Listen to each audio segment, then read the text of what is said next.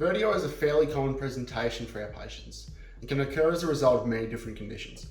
Vertigo is often not fully understood by both patients and providers alike.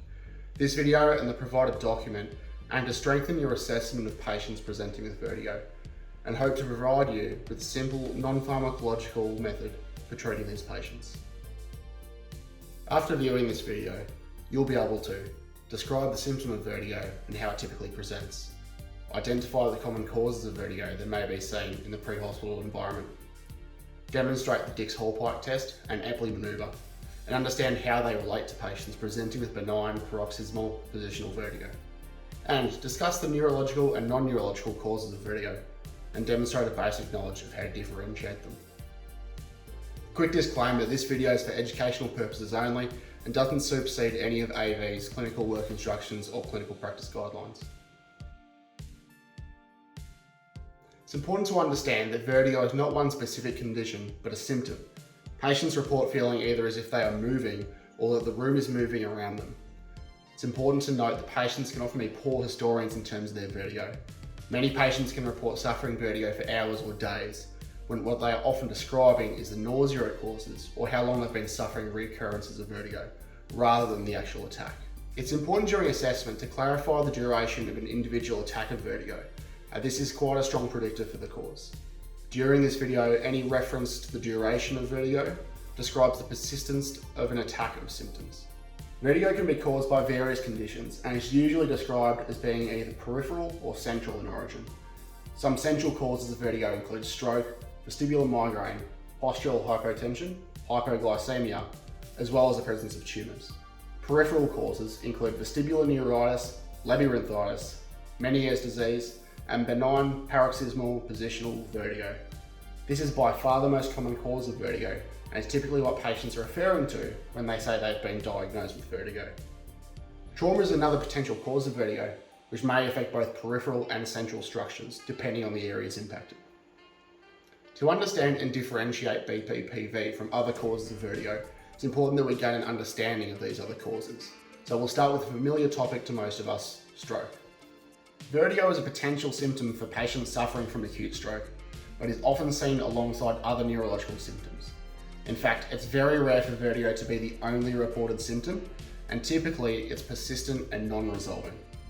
Cerebellar strokes are particularly associated with the presence of vertigo. Any patient presenting with vertigo alongside any other neurological deficiency or abnormality should be assessed for a potential CVA. Vestibular migraine is not well understood, but as with stroke, it's very rare for patients with this diagnosis to present with isolated vertigo. Symptoms can persist for up to several days and are usually accompanied by other typical indicators of migraine, such as headache and photo or phonophobia. Several of the peripheral causes of vertigo have a lot of crossover of pathophysiology, symptoms, and clinical findings. This can make it really difficult, even for an experienced provider, to differentiate them without imaging. Vestibular neuritis is an inflammation of the 8th cranial nerve that transmits information regarding balance and movement. It presents as a sudden onset of vertigo, which can be increasingly severe as the infection develops. Recent viral infection can be a good indicator, but it can also be caused by reactivation of existing viruses similar to shingles. Nystagmus and issues with balance are common, and symptoms usually last for several days. Labyrinthitis is similar to vestibular neuritis, but instead affects the structures of the inner ear. It can often be preceded by an upper respiratory tract infection, but is sometimes bacterial in origin. Symptoms are also similar to vestibular neuritis, with the addition of hearing loss and tinnitus. The infection and symptoms can also last for several days. Patients with Meniere's disease report oral fullness or the feeling of a blocked ear, alongside fluctuating hearing loss and episodic vertigo. Low roaring tinnitus is another good indicator, as opposed to the more typical high-pitched ringing. Episodes of vertigo typically last several hours. Patients with BPPV are often misdiagnosed as having Meniere's disease due to diagnostic uncertainty and provider error. With a basic understanding of several different causes of vertigo, we'll now learn about the most common cause, BPPV. So BPPV is quite common, and there are some good clinical indicators that can strongly suggest BPPV as the cause of vertigo. Patients usually report rolling over in bed, looking up at the top shelf or other similar movements, and have a sudden onset of vertigo as a result. In BPPV, it self-resolves, usually after less than a minute once the patient remains still or tries to concentrate their gaze at a fixed point. Patients will often report nausea due to the sensation and movement, but don't present with any other neurological deficit. As part of the vestibular system within the inner ear, there are small organs called otoliths. They generate signals for linear movement, and inside of them are otoconia, which are basically little crystals. In BPPV, these crystalline structures dislodge and travel through the endolymph that is inside of the semicircular canals. This causes turbulence of the fluid, which generates a sensation of movement for the patient despite them not moving, which presents as vertigo. With what you've learned so far, the differences between BPPV and other causes of vertigo might still seem a bit unclear. Luckily, we can strengthen our history-taking assessment by developing 5 simple questions. Answering no to all of these gives us a strong indicator for BPPV, and we all know how paramedics love a good acronym. First, you should determine whether the patient has any abnormalities and vital signs. This should form part of your standard clinical approach and is hardly new information. Secondly, we ask whether the attacks of vertigo have had an increased duration, not resolving after about a minute of being still. As we discussed previous, patients may inaccurately describe this duration, so it's important for clarity. Increased duration has a strong indicator for another cause of vertigo. Next, does the patient have any sensory or neurological deficit? This could indicate vestibular neuritis, labyrinthitis, or a more serious central cause such as stroke. Then, infection. If not suspected already through increased duration of attack, this may point to labyrinthitis or neuronitis being the cause if there is a suspected or current infection. And finally, has the patient sustained any recent head trauma? Our current management for vertigo includes an IM injection of Stemesil. It can be quite effective, however has an onset time of around 20 minutes, as well as potential side effects as many of our pharmacological interventions do. So how can we better manage our vertigo patients? After determining BPPV as the provisional diagnosis, clinicians will then perform a test known as the Dix-Hallpike test. It's quite simple and safe to perform and is already commonly practiced by primary care providers such as GPs, physios and audiologists.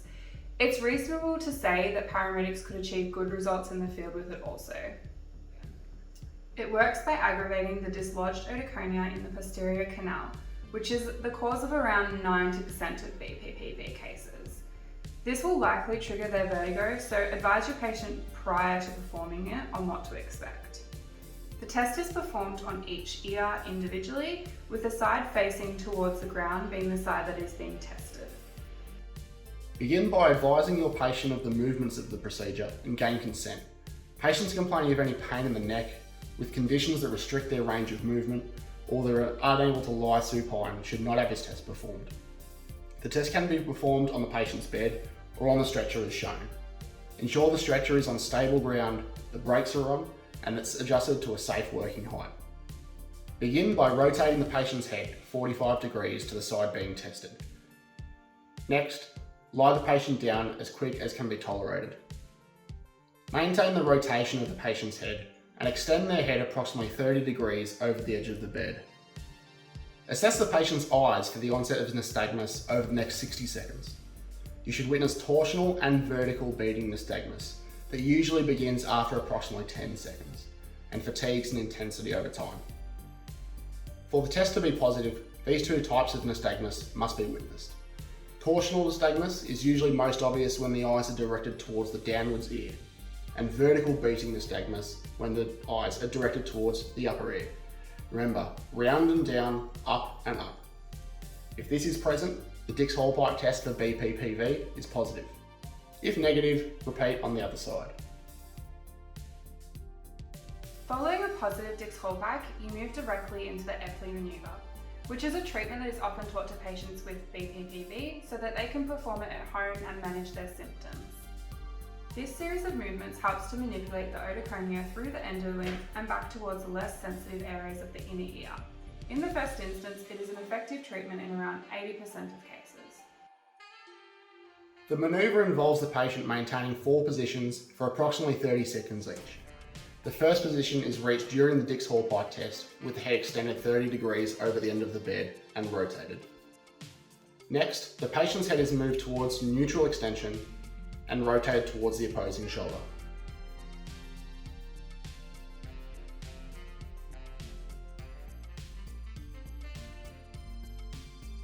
Next, the patient rolls into a lateral position while the provider supports their head, which is now facing vertically downwards.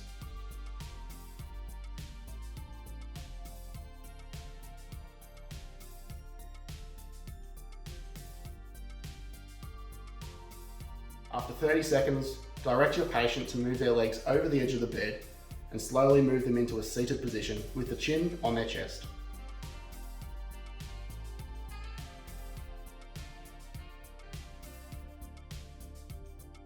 Finally, after another 30 seconds, the patient can lift their head to normal, ideally no longer experiencing vertigo. Following a successful Epley manoeuvre, with the patient now asymptomatic, it's appropriate for them to stay at home in a comfortable place and referred on to their GP for further assessment and treatment if required. However, patients with no prior history of vertigo should still be transported to a neurological facility for assessment of any potential neurological cause. To summarise what we've learned, vertigo is a symptom, not a diagnosis. BPPV is the most common cause of vertigo, but other more serious diagnoses must be considered. Remember VISIT, vital signs, increased duration, sensory and neurological deficit, infection, and trauma. The Dix-Hallpike test is sensitive and specific, but most importantly, safe to be performed in the field. Up and up, round and down nystagmus indicates a positive test. And finally, the Epley manoeuvre is an effective, non-pharmacological strategy for managing patients with BPPV. I hope you all gained something from watching this video and also reading the proposed treat and refer guideline attached to the email. Thanks for watching.